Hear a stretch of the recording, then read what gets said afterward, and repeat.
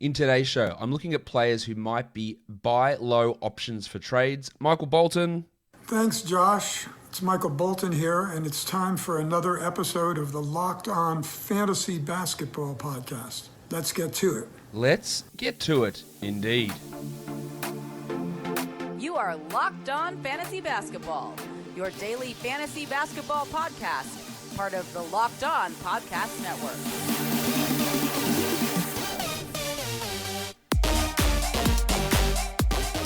Hello and welcome to the Locked On Fantasy Basketball Podcast, brought to you by Basketball Monster. My name is Josh Lloyd and I am the lead fantasy analyst at basketballmonster.com and at Yahoo Sports Australia. And you can find me on Twitter as always at redrock_bball and on Instagram at Locked On Fantasy Basketball. We're looking at buy low trades today. Remember, these aren't players that you just go out and acquire at any cost. These are guys that you look to see if their fantasy manager is panicking, to see if they're willing to sell low, which is always a grave mistake, and then seeing if you can take advantage of that. It doesn't mean just going and acquiring these guys because it might not work out in your favor. You've got to do it for the right price, so it's almost a guarantee that it's going to be a win for you. So let's start by looking at some buy low candidates in category leagues. The first guy we look at is Kemba Walker. Now, I'm pretty low on Kemba this year. As I've said, I wouldn't have drafted him inside the top 90. I think I wouldn't have taken him probably inside the top 100, to be honest. I was worried about the back-to-backs, how many games he was going to miss. And so far, I think those fears have been pretty well-founded. He came back mid-January. He's sitting out back-to-backs. He's going to have a minutes limit for bulk of the season. Probably sit out back-to-backs all season. That's a real worry. But over the last 2 weeks, he's the 234th ranked player. Now, I feel pretty good that he's going to be better than that. The 30 minutes are fine. He's averaging 15 points, but only 3.4 assists. He's shooting 31% from the field, which includes 28% from 3 and 33% from 2. Now, I think this dude's knees are cooked. I don't think he's ever going to go back to being the player that he was. I could be wrong on that, and I hope I'm wrong on that. I hope he is much better than that. But I'm just not convinced that he is. But the shooting numbers are way off. His usage has been higher than expected, not 29% usage so far this year, but he cannot hit shots. And the assists are quite low as well. He was at 4.8 last year, 5.9 the year before that. He's at 4 this year and down to 3.4 over the last 2 weeks. He can't hit threes. He's not generating steals. He's not hitting his two-pointers either. There's significant room, even though I am well down on him and I don't think he's going to be a top 50 guy or even a top 75 player this year, there's still significant room to buy very low on him. Throw your worst two players. Because honestly, what Kemba's doing at the moment is equivalent to those worst players. He's got upside, and look, finding that other person who's frustrated with Kemba makes sense to try and get a deal done there. But it doesn't mean that it's going to be easy, because a lot of people who are holding Kemba, who have drafted Kemba, will feel differently to the way I do about him, and they'll be like, nah, man, top 40's coming back. You just got to get back into shape.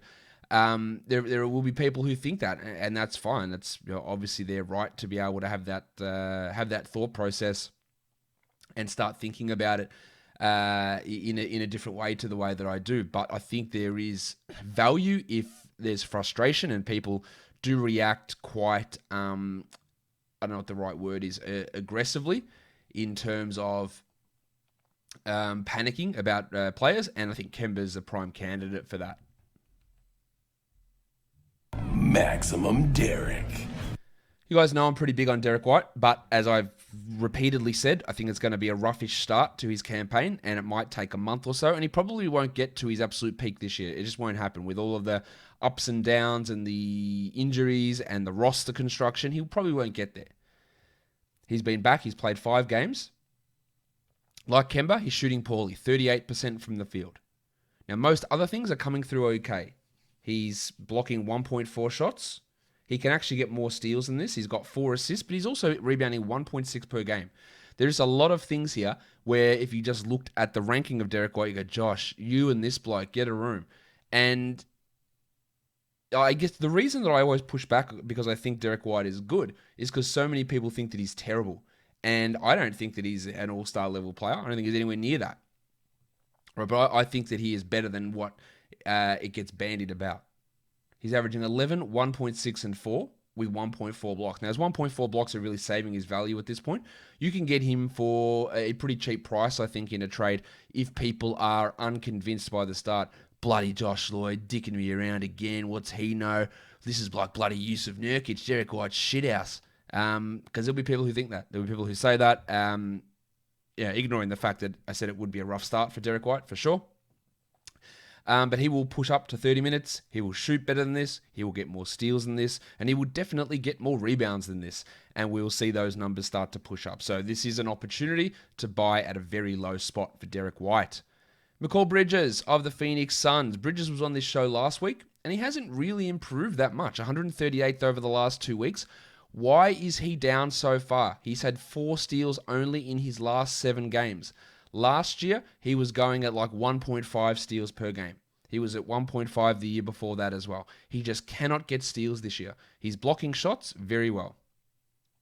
The scoring and usage has been an increase, up from 12 to 16% usage. But especially the last 2 weeks, his shooting is off. His true shooting is down at 50, when for the season it's at 61. He's hitting just 43% of his shots, which includes 16% from 3. There is your absolute red flag, blaring siren. What is going on with the most of his numbers? It is that 16% from 3. Now, you know the law of averages, and if you don't, go and look it up. You know he will not continue to be a 5 of 31 shooter over his last 7 games from deep. He's just as likely to be 16 of 31 over his next 7 games. There is, at some point, steals are going to come. I think. At some point they're going to come, and the shooting is going to come back around. And instead of hitting 0.7 threes, he'll hit 2 threes. And that's an extra 4 points per game. His percentage comes up. He's averaging 16, 5, and 3, hopefully with 1.5 steals and a block on 49 and 87%. And the top 50 looks pretty exciting for you. Good opportunity to buy low on Mikal Bridges. Been talking about Ja Morant as a buy low on the Daily Show quite a bit. And I have worries about Morant because, as I've said multiple times, people coming back from severe ankle injuries often aren't right for the whole season. And since Morant has returned, he's the 103rd ranked player. There were plenty of people giving me shit after the first 2 games of this year. Man, you didn't have Ja Morant as a top 20 player. This dude, stick to being Australian, man. You don't know basketball. And he was awesome to begin this season. 44-9, 28-7. And then since coming back, he hasn't hit 20 points once. The usage has been down, and he looks more like the player that he was last year, which was great, but not top 50. In fact, he's worse than the player he was last year.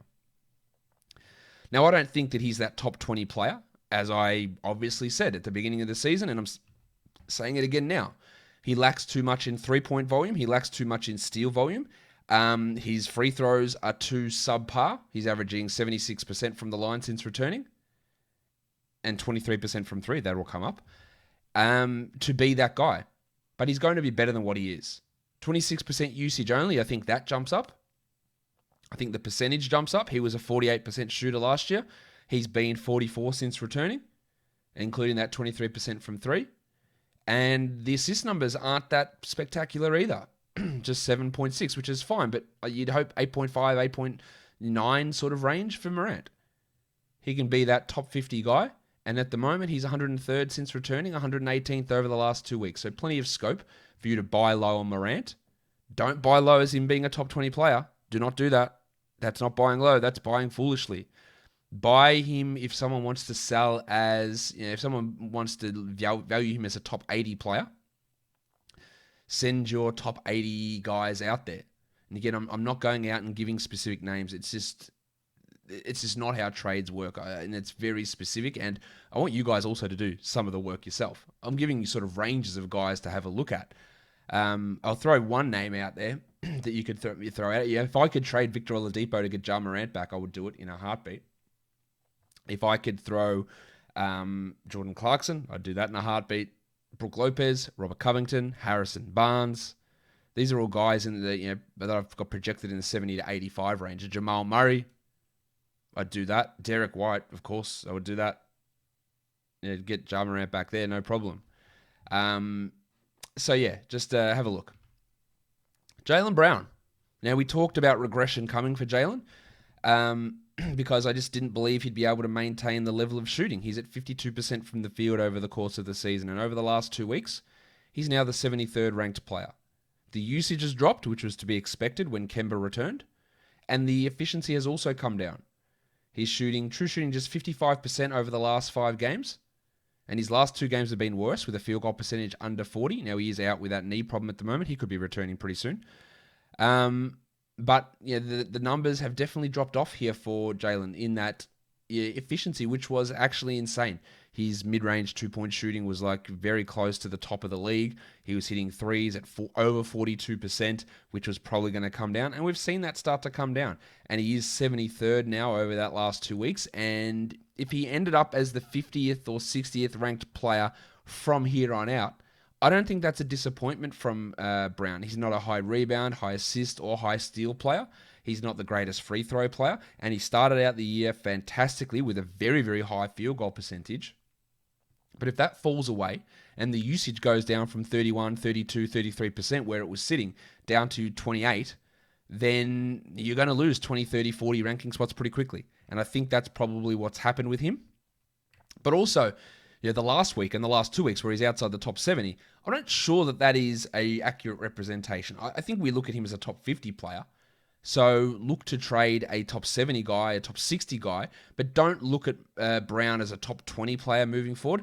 That will get you into issues. If you say, wow, look at that, I think he's going to be the 18th best player moving forward, and I just traded a top 30 guy, I don't think that's a win for you. That's not a buy low. You want to be throwing a top 50 guy minimum, or maximum probably. I don't know how best to phrase that, but that's the sort of player I think you want to throw to get a Jaylen Brown back in a deal. Devin Booker for Jaylen Brown, I'd do it. Brandon Ingram, I'd probably do that as well. Although Ingram is the 30th ranked player this season, so maybe not. De'Aaron Fox is on a hot streak at the moment. Maybe you could do that deal for Jalen, but it is very dependent on where you see Jalen's value as we move forward. Let's look at some points leagues guys now. Couple of guys repeated on this list, Kemba Walker and Ja Morant, for the reasons I've already mentioned.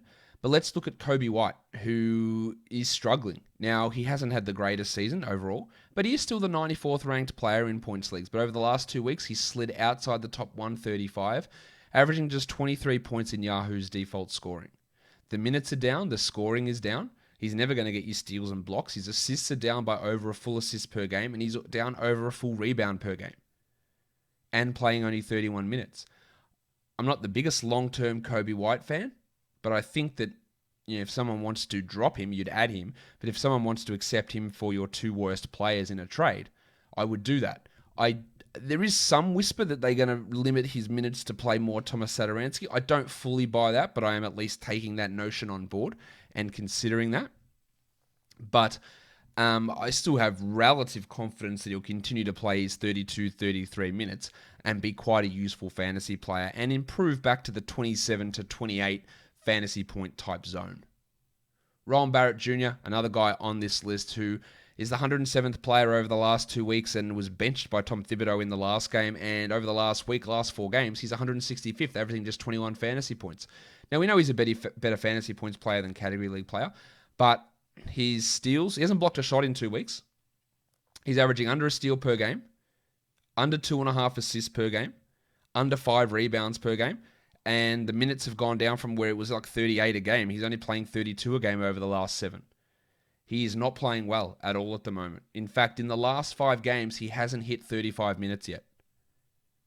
And that's part of the appeal of RJ Barrett was he was just getting bludgeoned with minutes. So I'm a little worried about it, but I'd be viewing him more as a top 90 player, not that guy who's outside the top 150 over the last week. So you've got a little bit of room, a little bit of wiggle room in there for Barrett to try and get some value in a deal for him. But it is a little bit concerning the direction that Thibodeau is taking those minutes at the moment. And I don't think that's something to completely ignore. But there is still some value. And then lastly, where's the button? Porzingis. Yep. Kristaps Porzingis. He is the 50th ranked player so far this season. He's averaging just 30 minutes a night, 19 points, 8 rebounds, 1.5 blocks. Last year, he averaged 41 fantasy points. He's at 35 this year. Do I think he can get back to last year? Like, why the hell not? Why can't he be a 40-point per game player? So that's the argument to me. Like, why can't he? He played only 32 minutes a night last year, had a 28% usage. He's at 28% this year. His blocks aren't at the same level. I think they'll come back.